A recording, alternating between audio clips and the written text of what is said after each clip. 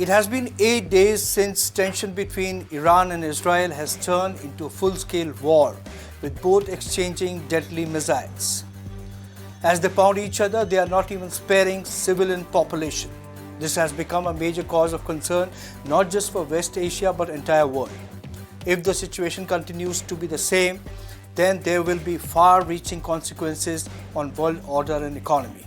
I have with me Dr. Kinshuk Chatterjee, who is a faculty member in University of Calcutta and is considered to be one of the best experts on West Asia. He will help us understand the situation. Greetings, Kinshuk, and welcome to the show.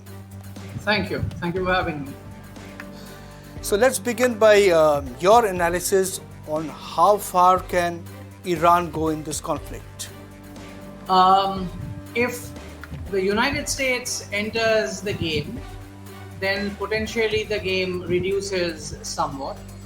But at the present rate at which both the sides are going, from the known inventory, if you would go by the figure of around 3,000 ballistic missiles that can reach Israel, Iran can certainly continue for long. The problem, however, is Israeli interceptors. You do not know how many interceptors missiles do the Israelis have under their Iron Dome, David Sling, and the Arrow systems. So there is a possibility that the interceptors might run out before the missiles do. Also, the figures that we have about the inventory on the Iranian side, that may or may not be accurate. So if it is actually exaggerated, then the missile strikes would subside. The question, of course, is what happens if the war is not over, but the stocks are depleted? Would Iranians have any other way of going about it? Well, desperate times call for desperate remedies. Right now, the Iranians do not have any way of reaching the Israeli territory except through missiles. The drone and combination of missiles, let's factor that in. There is no way ground forces are going in. Unless, of course, Iran requests ground access through either Syria or Jordan, and that access is given. Now, these are very remote possibilities. And we haven't really gone that far. One has to hope that either the patience or the stocks would run out, or President Trump would intervene and the path to diplomacy would be reopened. One has to understand that Israel did not anticipate the kind of success Iranian missile strikes would have. They thought they would have 100% inception. But because that has not been the case, Israel needs America to intervene. And in absence of American intervention, the morale on the Israeli side could also take a knock. There was only a hit on a hospital. There could be something much more severe assault that might follow. So, as in war, in all wars, this is a very uncertain kind of scenario. So, very difficult to project how far can one go. Right. As you rightly pointed out, that out of 3,000 ballistic missiles, Iran has already exhausted more than 400 missiles. But I want to get a sense from you about what's happening in Iran. What's the buzz? What is general, Iranian thinking as far as this conflict is concerned? What is the collective conscience of people of Iran at the moment? Collective conscious kind of thinking is a kind of idealistic thing that we have. So let's not assume that there is any one consensus. But if there is any one consensus, it is that even those who had an axe to grind against the Republic, the Islamic Republic, and those who were not inimically disposed towards the Israelis, even those Iranians are being hit. And they are therefore what is called rallying around the flag. Right now, it is their instinct of self-preservation that is resulting in this sort of animosity towards Israel. Netanyahu is being very freely cursed. Netanyahu and his government seems to be thinking that the dissenters would at least be supporting their cause. The dissenters, if the regime is toppled, the dissenters would be happy to fly in. But till Mm-hmm. that point of time, Israelis are not sparing the dissenters. You can't make them out who they are. Right. So the general buzz on the streets of Tehran is that they are in agreement with the regime's narrative that this is an unprovoked war that is being thrust on them, which basically Right. means it is stealing their resolve to not surrender. Right. Okay. So you mean to say any dissent is now become it has been relegated to some corner because they have a bigger crisis of As with all dissent, right. manifestations of dissent happen only when you can see a pathway to victory. Right. Right now, they do not see that pathway to victory. During the hijab protests, there was a time when all the various different groups began to join from all different parts of Iran. They could see a possibility of an actual regime change through an upheaval. Right. Right now, they don't see that pathway. What is to guarantee that if the regime is toppled, it would not be followed by an American occupation or an Israeli occupation? Yeah. If the Israelis really fear the Iranian state, then they would want to completely disarm, demobilize, and that cannot be done without occupation. You need boots on the ground. Israelis do not have boots on the ground. If the Americans join the Israeli bandwagon and come in, what is to guarantee that if this Islamic Republic collapses, it would Mm-hmm. be replaced with with an Iranian democracy? That is narrative. Never happens that way very easily. So I am Right. reasonably certain while Israel is trying to push this narrative, and Americans are hopeful that this narrative would have gained some traction, as of now on the ground in Tehran, this has no resonance. Sure. The Iranian foreign minister is very soon going to meet his counterparts from Europe very soon. Are you hopeful of any positive outcome of the meeting? The only point of hope is that if diplomacy gains momentum, if there is some meeting ground that the Iranian delegation and the EU3 are able to work out, it basically paves the way for the Americans to return to the negotiation table Right. and face to face negotiations happen. There is also a trap in Mm-hmm. this. If the Iranians end up playing a hardball, Mm-hmm. that there can be no negotiation while this thing is going on. If Yes. Americans eventually decide on going in, Mm-hmm. they can always say that the Iranians have spurned offer of negotiation. So the Right. blame for the breakdown of negotiation would be played on Iran. If the So, thing actually succeeds mm-hmm. and the EU3 come up with a plan, there is no guarantee that Trump would accept it. Mm-hmm. Only if Trump is in agreement with this kind of an arrangement, even if Trump has given the green signal, only if Trump gives green signal to the next stage does any chance of hope emerge. As of now, the sword is still dangling. We'd like to know from you that President Trump has given a 2 week deadline. What do you think happens after this deadline gets over? Because we've seen President Trump has been flexible with giving deadlines, maybe Russia or other economic, sort of issues. Yes, while Trump is given to or issuing deadlines for things and times, the thing is that the offer of 2 weeks could just be in two scenarios. One is that they need to put the logistics in place. So, if let's say the USA is thinking simply of flying the B 2 bombers in for the Fordo operation, Yeah. the they have to decide whether they are going to fly it from Missouri, they're going to fly it from Crete, or they're going to fly it from Diego Garcia. Now, once that happens, there could be Iranian retaliation. Mm-hmm. So they need to bring in their bomber fleet, they need to bring in their fighters. Maybe the logistics would require that much time, so 2 weeks. The other alternative possibility is that Trump is simply deferring having to take a decision, because the American establishment, especially the Republican Party, is split right down the middle. So the conventional Republican Party figures, the old Republican veterans and old timers, they are actually in sync with Netanyahu on this. They believe that denuclearizing Iran is one of the things that the neocon project, it fits with the neocon project. So that disarm, disable the logistics of conflict in the Middle East, democratize it and leave, which was the neocon operation. Right. This is one step in that direction.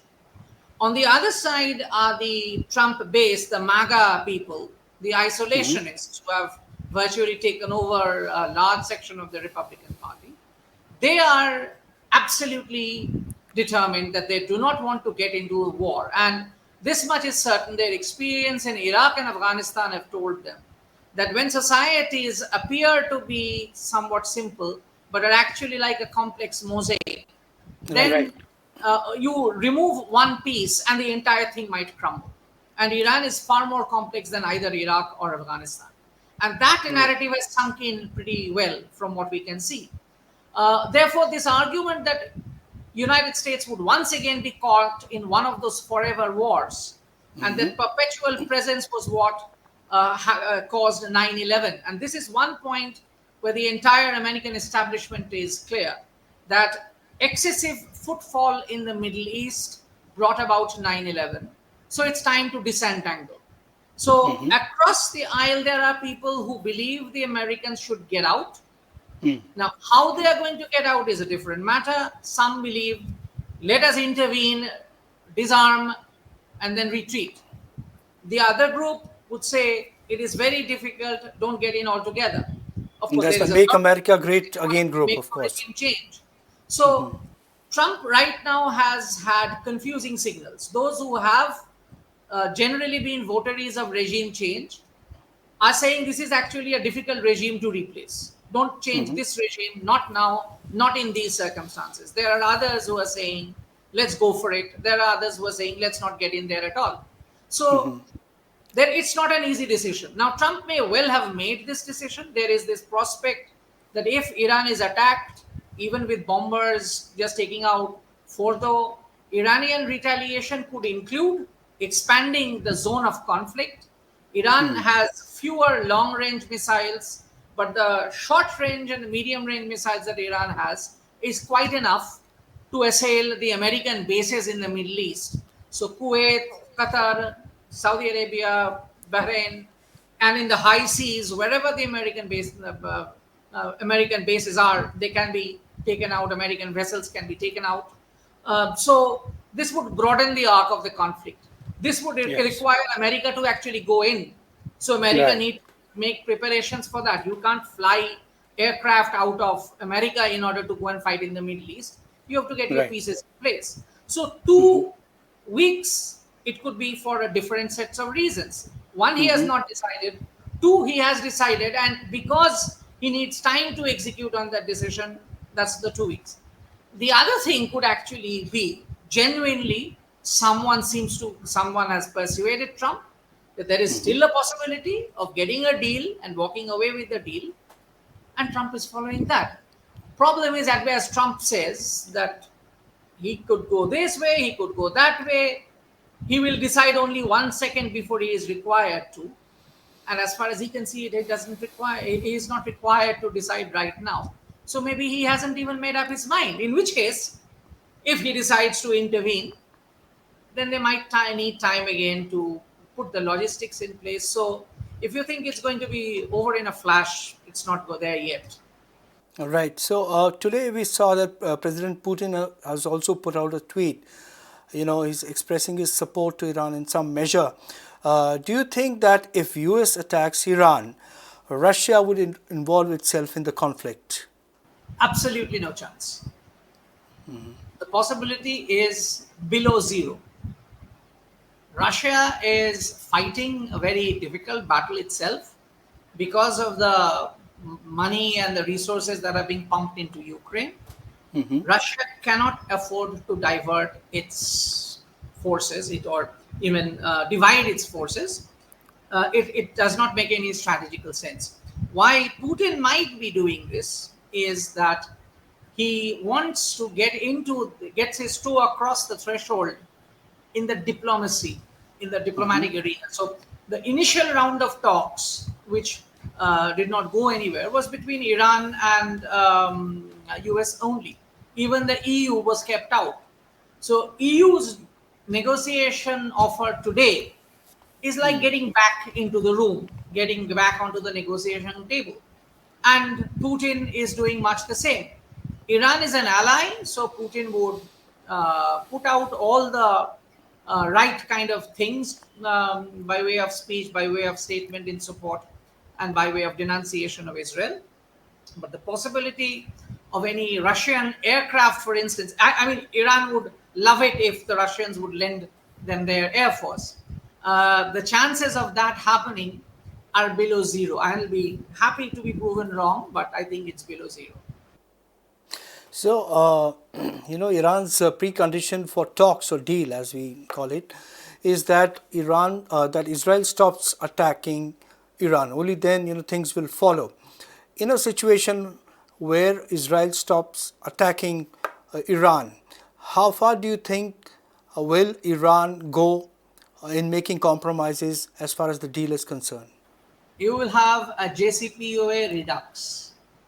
The lowest that the Iranians would accept in terms of uranium enrichment is 3.67. Below that, they will not go because they have invested quite a lot of money in their nuclear capacity, and they have come a considerable way. The entire nuclear weapons capability that you see is homegrown, probably with some technological support clandestinely made available by one power or two. But the entire thing has been developed by themselves. So the chances of their accepting anything below, anything like zero, is very slim. I mean, this has been a consensus in the Iranian establishment all through the 90s till now. It is that Iran will not go for a nuclear bomb, even if it will not go for a nuclear bomb.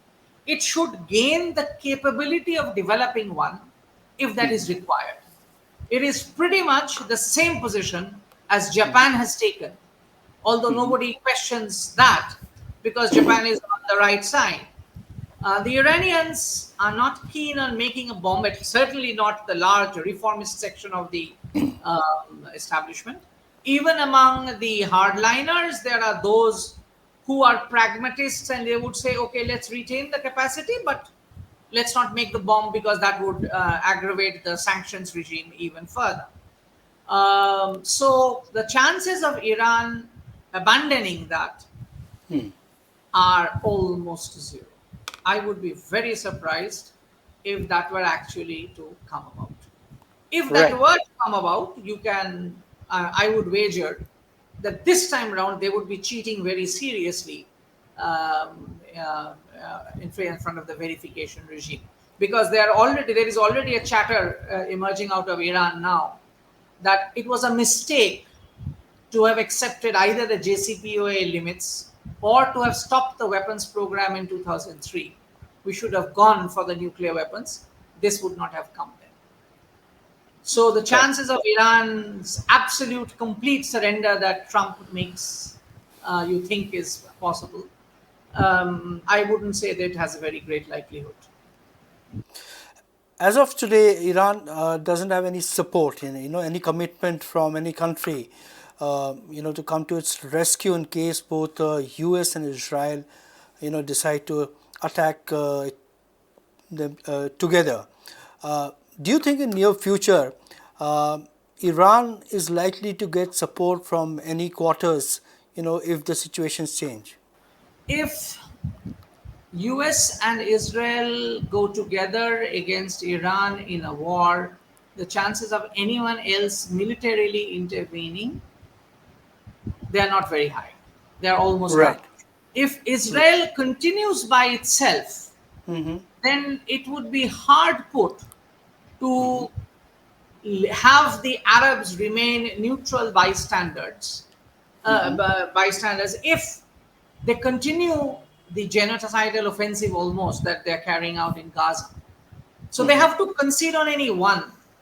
They have to dial down on Gaza if they want to fight Iran altogether.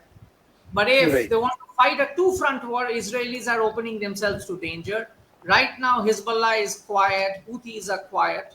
You never know if they sense their opportunity because the heat has been taken off them, that they might get back into the battle. Still more importantly, if the Israelis continue with this kind of adventurism and they try to set right every piece of the Middle East that they consider is not in their favor, then they are, as I say, they are waking up too many devils than they can lay down. So this misadventure, if it does not stop very in the recent future, then short of American intervention, it is very difficult to see that Israel would continue to have its way. And if America does intervene, make no mistake, there is going to be a regional conflagration. This conflict might turn out to be bigger than the Iraq War of 2003. Not because Iran would be able to resist American military might, but after the battle is over, the war would begin. And that is a kind of thing Trump would not be really very keen about, Right. which is a reason why that it remains a possibility that the Americans would not go in. Sure. So the US and Israel both are keen that there's a regime change in Iran. Do you think that could become a reality? And given the fact that Israel is getting some very specific intelligence about Iran's top military leadership, some of whom have been, in fact, most of whom have been eliminated. So many of the top leadership is has been targeted in a very specific manner, which means there's a specific human intelligence which is coming in from Iran. So do you think regime change is possible in Iran in near future? Regime collapse is possible. I mean, if the top leadership is actually bumped off on a systematic basis, then there would be period of turmoil, and because of the existing dissidence that is there in Iran, that is there inside the system, you might actually have a period of turmoil which results in regime collapse. Regime change, however, involves a plan. And President Trump does not strike me as a person who has a plan. He is not a person who moves in with plans. But if he has a plan to implement, it would show that he has been very poorly advised. Because historically, except for one regime change in the Middle East, that in 1953 in Iran, nothing actually has worked. The Yes. planning has been very bad, and it succeeded then not because the plan was good, but what followed actually helped stabilize the regime, which was planted by the Americans but never controlled fully by the Americans. If there is a regime change in America, for a change actually brings in democracy and democratic elections happen. Now, these are, I would say, on a possibility scale of 1, where 10 is the maximum.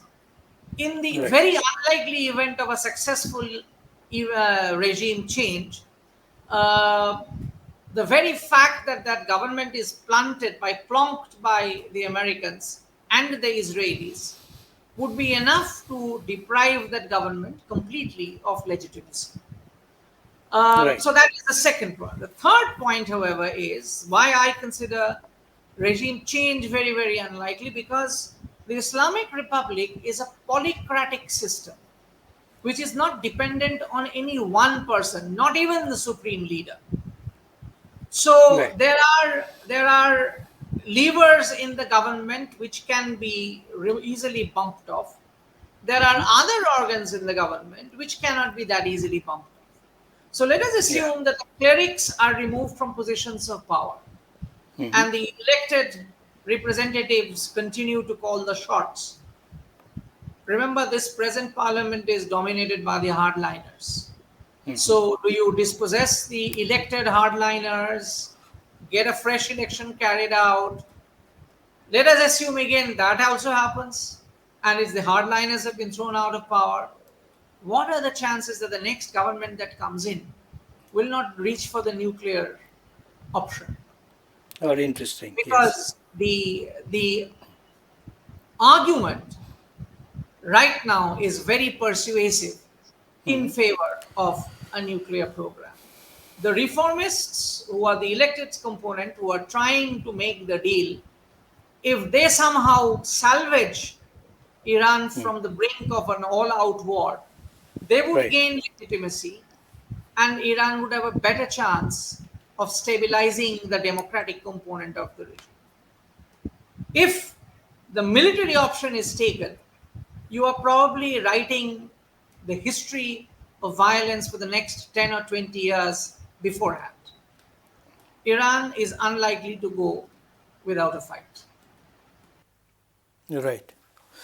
Right. Now, we want to understand from you both, considering that countries like Pakistan is also a nuclear state, why is Iran's becoming a nuclear state such a big issue with the Western world? Why do they see it as a major, major threat? I thought the whole history of the Cold War would have given you the answer. Pakistan is allied to the West. Pakistan is a strategic asset so far as the United States is concerned. So, and there is no question that the United States has considerable degree of influence over Pakistan, and that can be used as we have seen, but we are not allowed to speak in these terms anymore. So, with Pakistan, India might have a problem. The US doesn't. If Iran was a friendly country for the United States, maybe the United States would not have bothered about it. And then Netanyahu would have been crying in vain, and maybe Netanyahu would have picked up a fight.